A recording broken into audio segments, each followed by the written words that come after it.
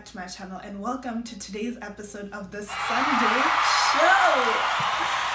So as I've explained in my previous video, the Sunday Show is going to be a show, or is a show rather, where I'm going to be talking about random things and also playing some of my favorite songs. So for today's episode, I'm going to be talking about something that I'm quite passionate about. It came to my mind this time because this past Sunday was Mother's Day. So of course social media was full of posts filled with people expressing their gratitude and love towards their mothers. I mean, I did the same. So that got me thinking about other than the Sunday Show, other than these various shows that I do here on my YouTube, I also used to have like something that I used to do on my Instagram that I called Tuesday Talks. One of the Tuesday Talks was titled Forgive Your Parents. I'm going to be reading you guys the exact posts that I had posted that time, and also sharing a little bit of on top. So like I said, this whole thing that I'm reading to you now was written by me about 2 years ago. I always started it with I'm very dramatic. I always started it with Dear Young Woman or Man. The theme for today's Tuesday Talks is Forgive Your Parents. I had a conversation with somebody last week, and what we spoke about reminded me of a tweet I saw that I had also shared on my WhatsApp status. And then this is what the tweet read. Over strictness is what makes your kids hide to do things. They get raped and you don't know. They do abortions and you don't know. They have their first kiss and you don't know. They go through violence from their partner and you don't know. All you know is morning devotion. So I read that, and then it just made me think and made me write about forgiving your parents. I personally grew up with a strict mother. I mean, me. Like I said, this was written by me. I personally grew up with a strict mother. My mom was rather strict. She just told me what to do. She told me I wasn't allowed to be outside when it was dark. Let me continue reading. But I've given you a brief introduction. Like I said, my mom was strict. She was so strict. All of my friends knew that. Everybody knew. I personally grew up with a strict mother. I only recently learned how to speak to my mother about certain things, but not everything. Still, as much as my mom and I are now kind of close, we don't necessarily talk about boyfriends. I want to get this piercing, but we do talk about a lot. We talk about I do tell her maybe about a friend, somebody that's not in my life anymore, and how I feel about the situation, or what happened. But we do talk about some things, but not everything. But there was a time where I resented her because of the structure of our relationship. Most of us spend our teenagehood feeling like we hate our parents, like literally dramatic teenagers. I hate my mother! And not because we are hormonal. This feeling of being frustrated and resenting our parents, it's not brought up because we're hormonal teens that just are moody and everything. We genuinely feel like we resent and hate our parents. But because we are suffocated by the African parenting style. The African parenting style is the one where you're seen and you're not heard in the home that you live in or that you grow up. And you don't get to really express yourself or express your opinions or your ideas. You're just told, don't go out after dark, or don't do this, don't do that, don't do this. This is the part of it now where I like explain the dynamics of this relationship that most of us have with our parents. Your parents don't hug you when you've had a bad day. Your parents don't defend you. You're afraid to tell your parents you failed. Your response to any question you're asked by your parents is, it was good, it was okay, even when it was shitty or the best time you've ever had. So because you grew up and you were not used to expressing yourself or not used to really telling your parents about how you feel, Now when your parents ask you questions like how was your day, or how was the test, or how was this, every time your response is always, it was okay, it was okay, it was okay, not bad, or whatever. Never really, oh my god, I had the best day ever, this is what happened, this is what happened. But you're not really able to express yourself in detail because you want your conversations to be brief, because that's just what you're used to with them, you know? Let me go back to the point about your parents not hugging you when you had a bad day. Very, very few of us have been told by our parents that I love you or whatever. Like, we know obviously our parents love us because they protect us, they put food on the table, but at the end of the day, very few of us actually get told I love you. We don't get like hugs or kisses because, I don't know, our parents are just really, they're just really closed off and just like weird about that sort of thing. Even I remember the tweet, there was a post on social media that was circulating the other day where people were talking about, when was the last time you hugged your dad? And people are like, what? You guys hug your parents? Because it's weird. It's not like we don't want to, but even when you think of hugging your parents, you're just like, it's so strange to you that it just feels wrong. Next, we are who we are now because of how our families are. Fear of confrontation and shyness, for example, come from the fact that in a lot of African households, we're practically tripping over the rug because so much has been shoved under it. So in a lot of African households, like I said, seen and not heard. You do not talk about a lot, you do not express a lot, where you're now where you're not really able to stand up and express yourself, maybe in a room full of people, or you're not able to express to somebody when you don't like something, because kind of you grow up biting your tongue. So you grow up biting your tongue. And what happens as a result is that even when your friend or somebody does something you don't like, you are unable to confront them because you're just so used to an environment where confrontation does not exist, that now you're unable to confront people, you know?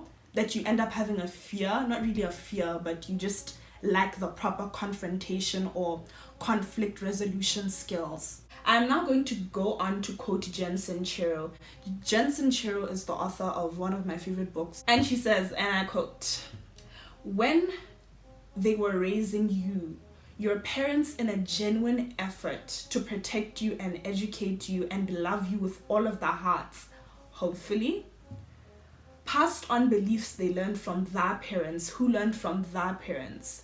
So this thing, our parents and their parenting style and the way they love you and the way they care for you, it's a whole family tree. They basically got it from their parents, who got it from their parents, who got it from their parents. That's how they learned to love.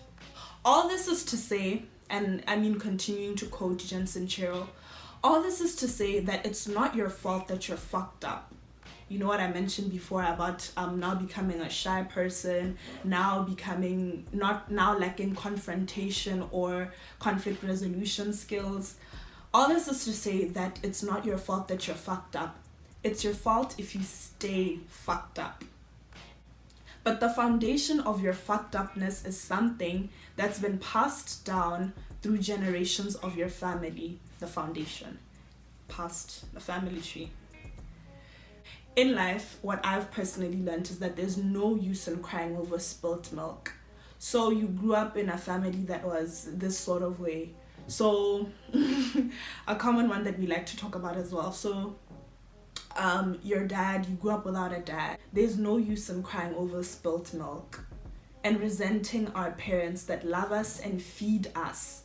What you should do, this is my personal opinion and this is how I choose to go about things, is to look forward to going about it differently with your children. Your parents love you. Therefore, the healthiest way to move forward is to forgive your parents.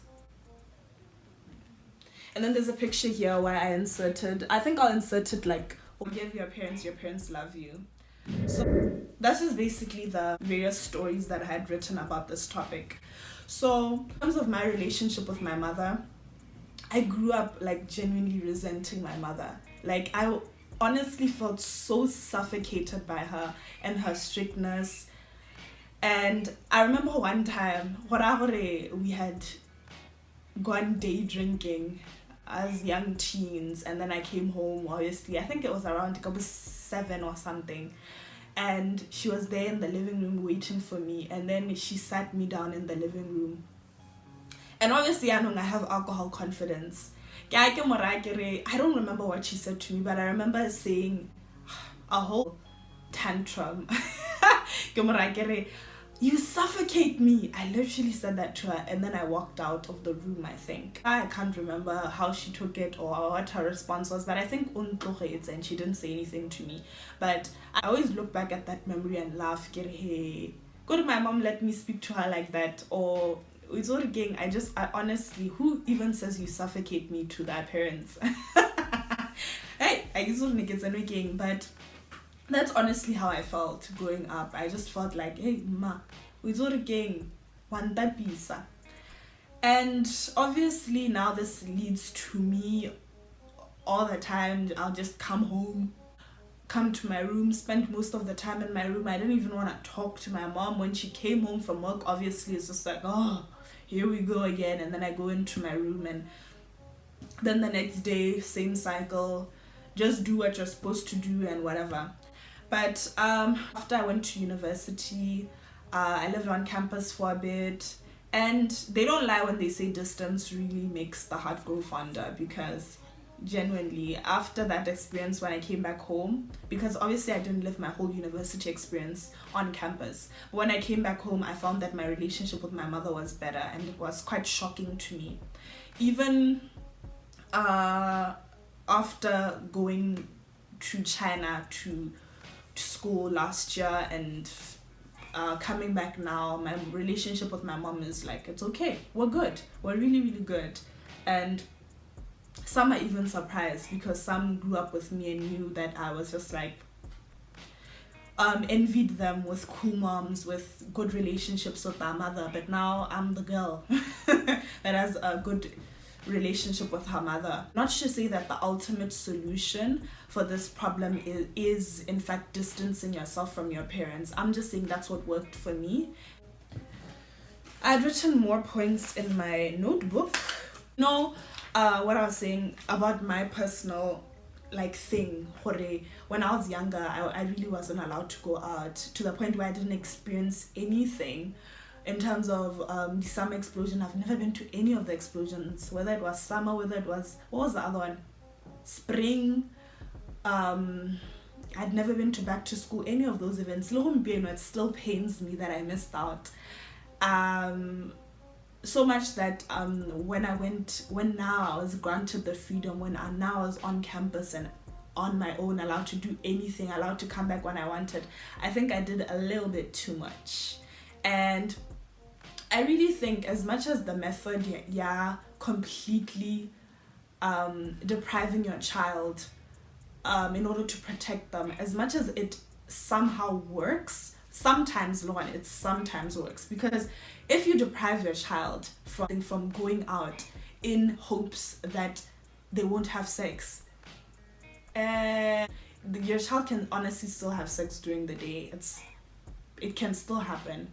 But as much as it did sort of work in terms of me and my life, I think that it's not the best method, because now when your child is granted freedom, they go wild. And I think it's better to head on chuck out this African parenting style where you just tell your child, don't do this, and rather explain to them how and why you are saying to them that they shouldn't do this or they shouldn't do that, When I was talking about the fact that I personally plan to do it differently with my child, I mean also open communication, whereby I don't just tell them, don't do this, don't do that. It's important for you to explain and possibly even tell them your story.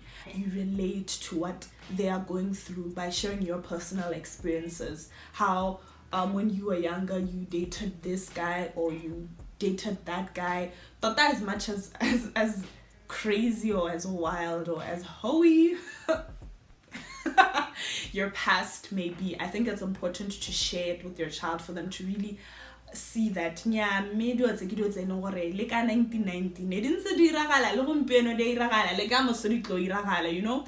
It's important for them to be able to relate and learn from your mistakes rather than just telling them don't do this, don't do that. Like if you tell a child don't touch the stove, he's going to be like, oh well, he's still going to be curious because you didn't tell him what happens if you touch the stove. So what I was saying was, I think that it would have been better if I was really taught or showed what it is that happens in life, what it is that I'm to expect in life, because then maybe a lot of the things that I experienced or did in university, maybe I would have navigated around them better. Maybe I wouldn't have done this or went as wild as I did. Not that it was that bad, but yeah. In African parenting style, you're not talking to your kids. I think that it's very defective, and I think that it's important for there to be open communication, for your kids to also grow up now having their own voice because they grew up in an environment where they had a voice, you know. So on the point that I just said right now about now having a voice because you grew up in an environment where you actually did have a voice, this morning, adding on to the whole notes that I had written initially, I ended up watching a documentary, Michelle Obama, her book tour Becoming. She said something that I managed to connect to this chat or this conversation. Is that, you know, the thing that I was saying, the thing I was saying about having a voice, it being as a result of the fact that you grew up in a household where you were able to express yourself initially. Michelle was asked a question by one of the girls about how she navigates around feeling invisible. Michelle, in answering the question, she said that I have never felt invisible.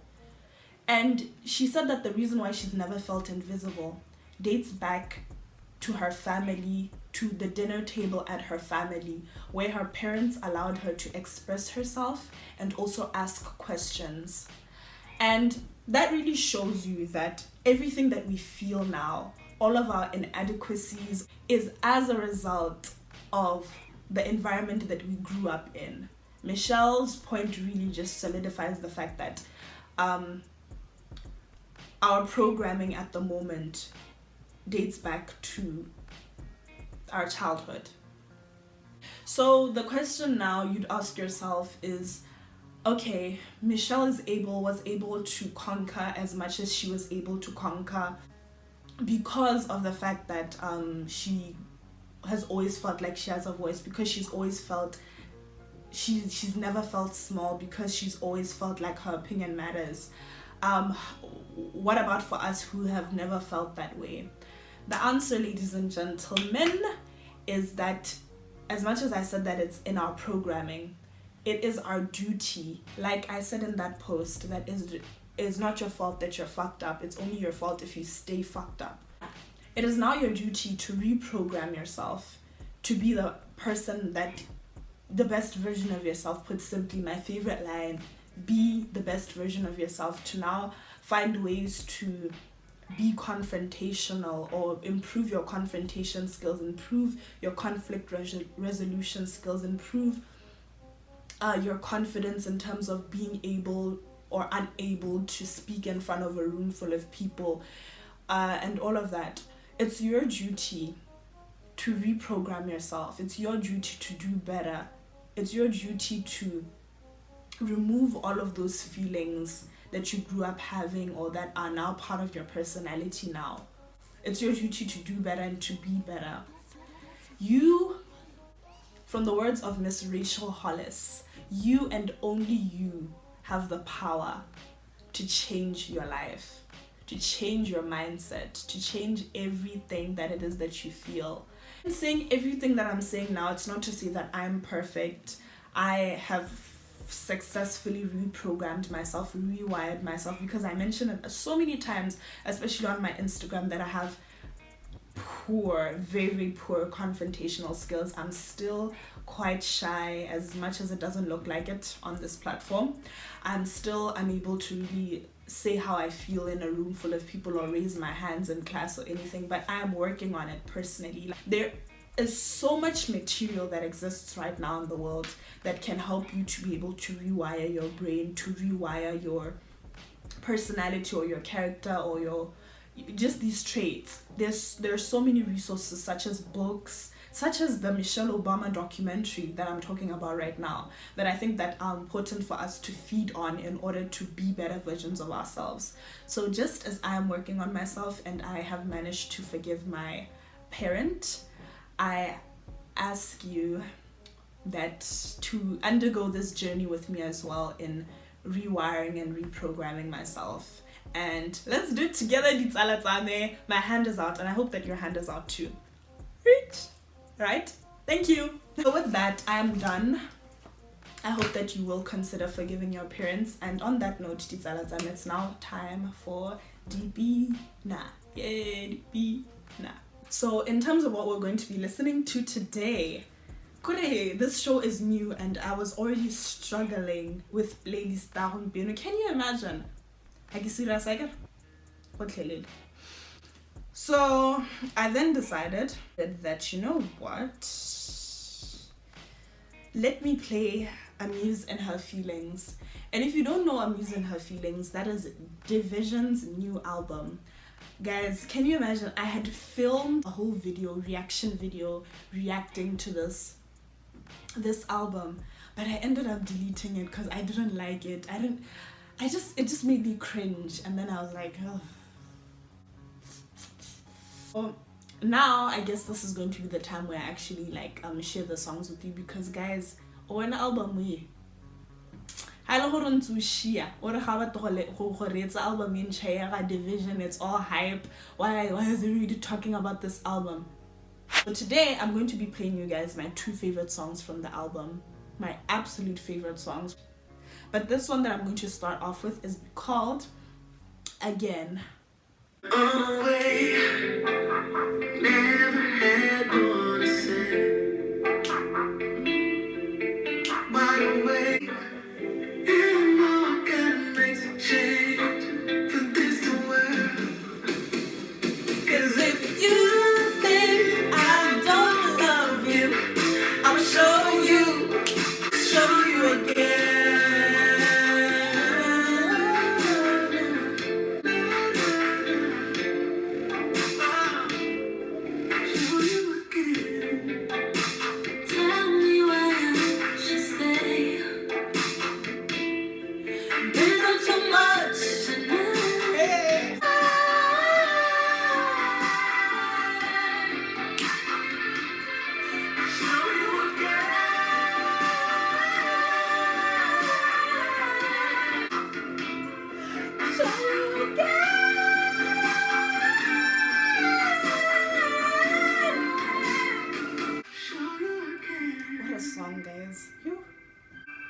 So this one is my favorite.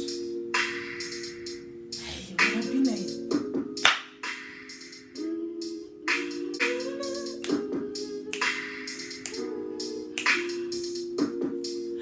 sometimes, just how life goes, always in cycles. Some guys block their blessings, but all of my lessons always you. You're everything. I really need you forever. Ain't enough. And I love you some way. You're the best thing to happen in my whole life. I was lost once or twice, every road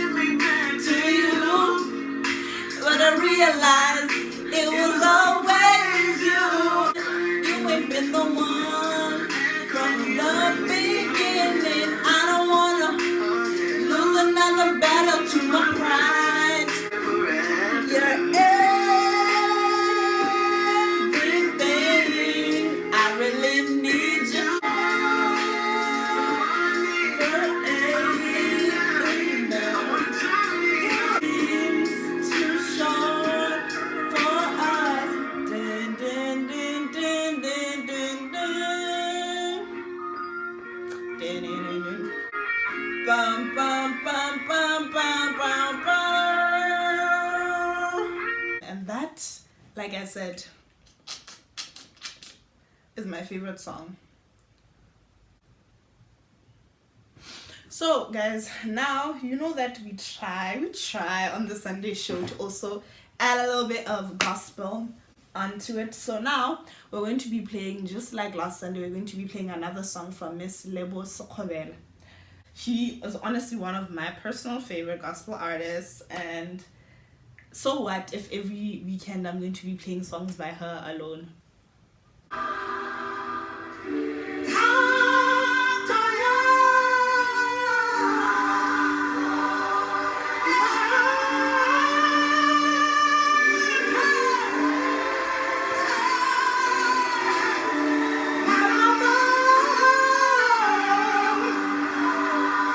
I can't make these notes that she makes.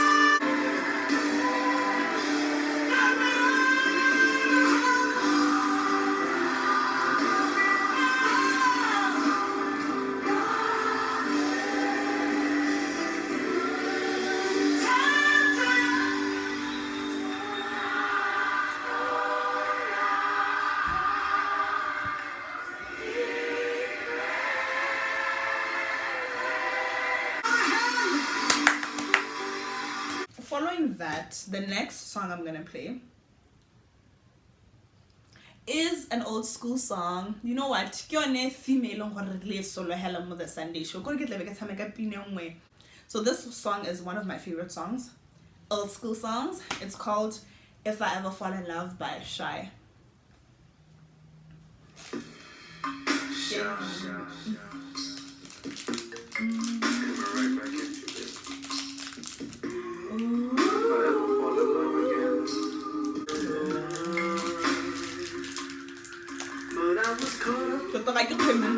Physical attraction, but to my satisfaction. And if I am ever fall in love, you'll be sure that the lady's just like you.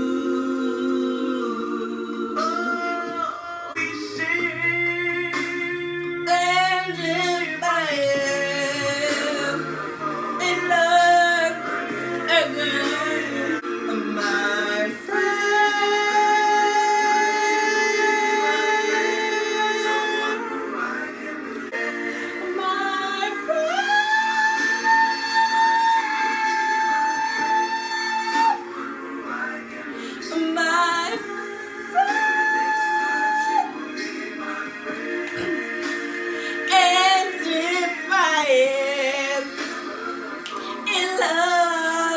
again, I will be sure that the lady is afraid.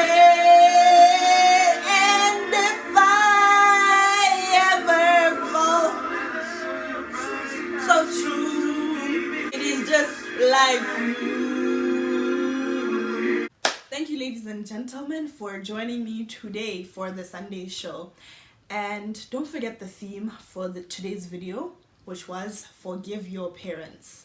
Please, ladies and gentlemen, help me achieve my goal of 1,000 subscribers. If you have not subscribed to this channel, my channel, please subscribe. Encourage your friends, your families, everyone to subscribe to my channel. Thank you. Don't forget to like once again and subscribe. Bye.